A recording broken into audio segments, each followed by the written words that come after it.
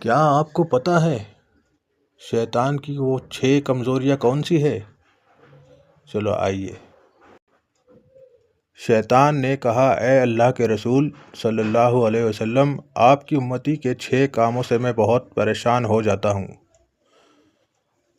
Number 1، جب وہ ایک دوسرے کو ملتے ہیں تو سلام کرتے ہیں۔ نمبر 2، ملاقات کے بعد یہ لوگ مصافحہ یعنی ہاتھ ملایا کرتے ہیں۔ نمبر 3، ہر کام کا ارادہ کرنے سے پہلے انشاءاللہ کہتے ہیں۔ نمبر 4، جب کوئی گناہ ہو جاتا ہے تو فوراً استغفار کرتے ہیں۔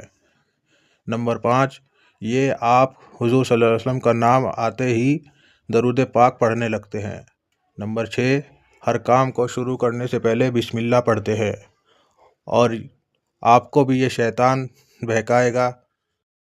اب شیطان آپ کو یہ آگے شیئر کرنے سے روکے گا، تو بسم اللہ پڑھیں اور آگے شیئر کریں اور دعا میں یاد رکھیں۔